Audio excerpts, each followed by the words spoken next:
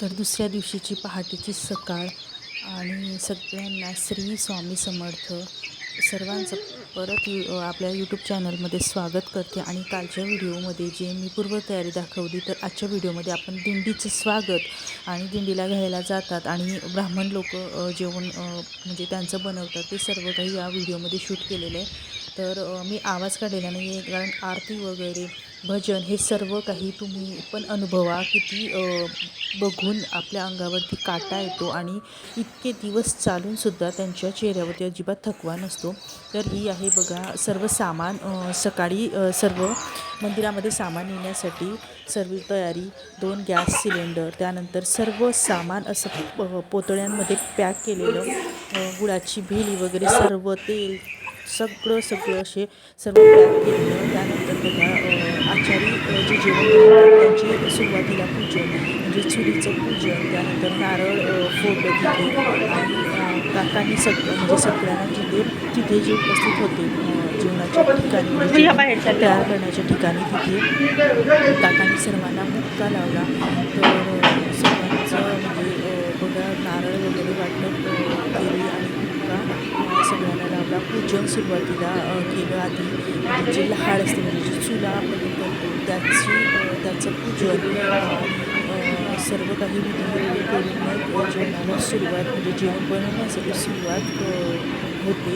तर ही दरवर्षीची परंपरा गेली 40 वर्षापासून ही परंपरा अशीच सुरू आहे. आणि हे नारळ फोडल्यानंतर जे नारळाचं पाणी ते मला दिलं दादाने. आणि तिथे आचारी स्वयंपाक बनवतात बाहेर, आणि मध्ये मंदिर हे विठ्ठल रुक्मिणीचं मोठं असं मंदिर आहे. तिथं बायका ज्या चपात्या बनवणार होत्या तर त्या तिथे भाजी वगैरे करत होत्या. आणि हे बघा मी पूर्ण तुम्हाला आवाज दाखवते. किती मोठं असं हे मंदिर आहे. आणि खूप स्वतःला भाग्यशाली समजली की इतक्या वर्षाची परंपरा जी आपल्या पूर्वजांनी सुरू केलेली आहे. आणि आपले वडील हे म्हणजे आपले वडील काका हे सर्व ही परंपरा अजूनही चालू ठेवत आहेत. ते बघण्याचा योग आणि त्यामध्ये सहभागी होण्याचं भाग्य हे मला लाभलं. या बाबतीत मी खरंच माझ्या स्वामींची खूप आभारी आहे. आणि विठ्ठलाने म्हणजे स्वामी विठ्ठल सर्व एकच आहेत, सगळे देव एकच आहेत. तर त्यांनी हे माझ्याकडनं कार्य करून घेतलं. तर अतिशय छान वाटलं. तर आणि बघा मी जिथे रांगोळी काढण्याचा योगसुद्धा मला तिथे आला. आणि जिथे मी रांगोळी घ्यायला गेली होती तिथे माझे स्वामी तिथे उपस्थित होते. आणि स्वामींचा असा मोठा फोटो उपस्थित म्हणजे होता तिथे. म्हणजे माझे स्वामीसुद्धा माझ्यासोबत होते तिथे. तर ह्या गोष्टीचा खूप आनंद झाला. दररोज रांगोळीचे व्हिडिओ टाकते, पण देवाच्या घरी रांगोळी काढण्याचा हा योग आला. मंदिरामध्ये बॉर्डर अशी रांगोळी काढली. आणि बाहेरसुद्धा बघा मोठी रांगोळी काढली होती. पाऊले चालत पण तर अशी रांगोळी काढायला जास्त वेळ नाही लागला, कारण मोठी रांगोळी होती. पण तरीसुद्धा जास्त वेळ नाही लागला. एक 15 ते 20 मिनटामध्ये मी ही रांगोळी पटकन उरकवली, कारण कामंसुद्धा दुसरी होती. पण तरी रांगोळी पण काढण्याचं ते भाग्य मला लाभलं. दररोज रांगोळी काढते, दररोज त्यांना दररोज शॉर्ट व्हिडिओ माझ्या रांगोळीचे असतात. पण देवाच्या दारी रांगोळी काढण्याचा हा योग आणि तो आनंद हा वेगळाच होता. त्यानंतर बघा ब्राह्मणांसाठी जे जेवण बनवत होते ती लोक म्हणजे पुढे येतात आणि स्वयंपाकाची तयारी करतात. पण हे सेपरेट जेवण असतं. आणि शेजारी कीर्तन सुरू होतं. आणि हे सगळी मंडळी म्हणजे तयारीत, सगळेजण तयारीत, पूजेची तयारी सगळं काही. आणि इथे बघा पादुका होत्या, त्याचीसुद्धा तयारी करून ठेवलेली आहे. इथे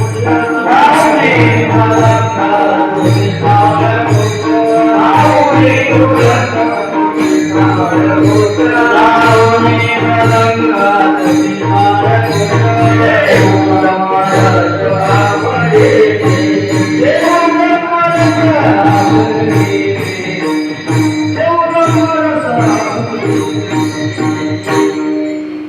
तर मी कट न करता म्हणजे आवाज न काढता तुम्हाला पूर्णपणे दाखवण्याचा प्रयत्न करणार, कारण ते टाळायचा आवाज आणि ते भजनाचं खूप छान वाटतं ऐकायला.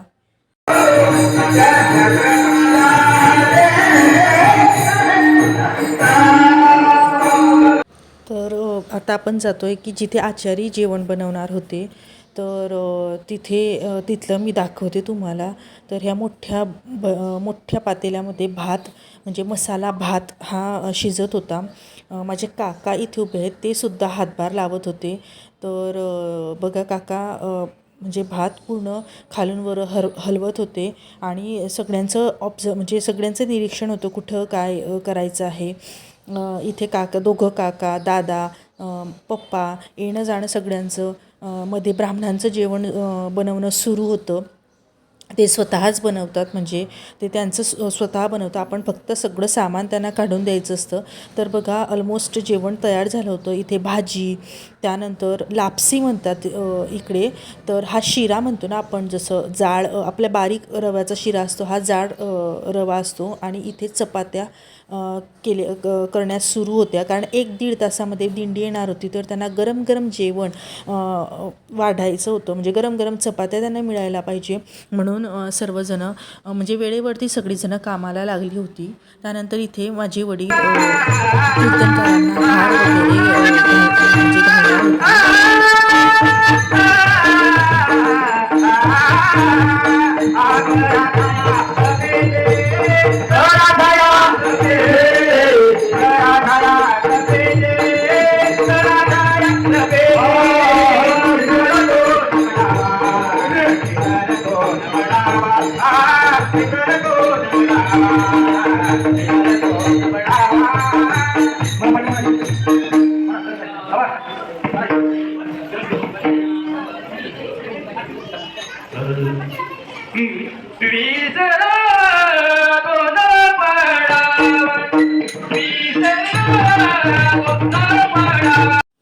तर बाहेर म्हणजे बायका चपात्या करत होत्या आणि मध्ये जसं ब्राह्मणांचं जेवणासाठी हे सेपरेट ते बनवत होते. इथे काकू वगैरे सर्व बसलेल्या होत्या.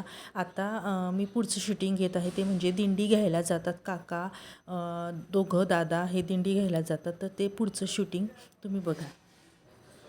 तर बघा सुरुवातीला झेंडेकरी म्हणजे झेंडे जे असतात ते, त्यानंतर टाळकरी. तर ह्या पद्धतीने त्यांचा सिक्वेन्स असतो. आणि दरवर्षीप्रमाणे यावर्षी म्हणजे खूप मोठी अशी विठ्ठलाची प्रतिमा आहे आणि तिथे दिंडी असते आणि काका वगैरे सर्व हे दिंडी घ्यायला जातात. खूप छान असा सोहळा, आनंदमय असा सोहळा, चेहऱ्यावरती अजिबात थकवा नाही. वारकरी चालत आहेत. 40 दिवसांची ही वारी, पण तुम्ही बघा वारकऱ्यांच्या चेहऱ्यावरती कुठलाही तुम्हाला थकवा दिसत नाही आहे. तर ही खूप छान अशी छान वाटत होतं यामध्ये आपला सहभाग आहे असा. तर श्री संत मुक्ताबाई राम पालखी सोहळा जळगाव ते पंढरपूर पायी वारी, हे मंगेश महाराज आणि सगळेजण इथे उभे राहून म्हणजे फोटो वगैरे पण सुरू होते आणि भजन कीर्तनही चालू होतं. तर खूप खूप खूप मस्त वाटत होतं ह्यामध्ये की म्हणजे आनंदाची डोही आनंद तरंग.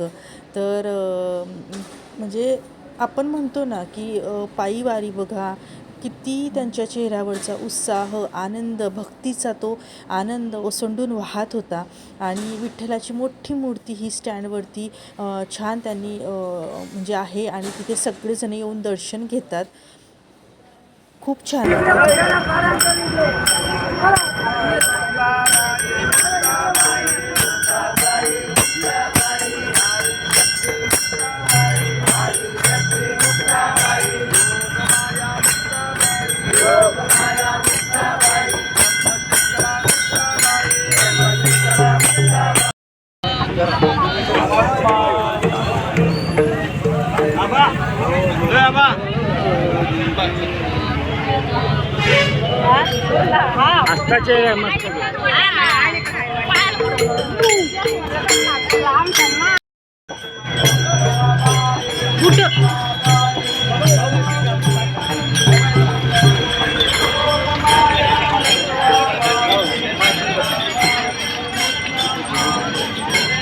पुढे जाऊन उभं राहा.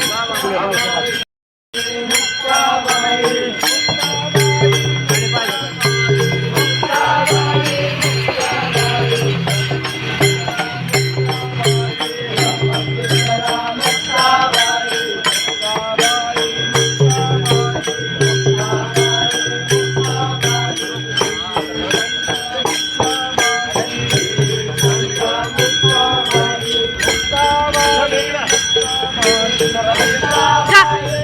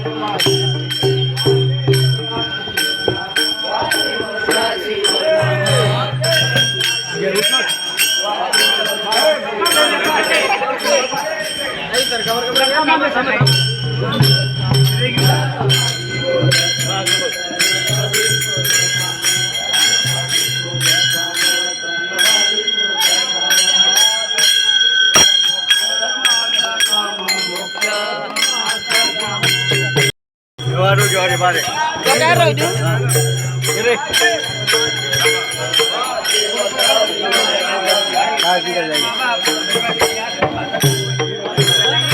तिकडे तिकडे देवा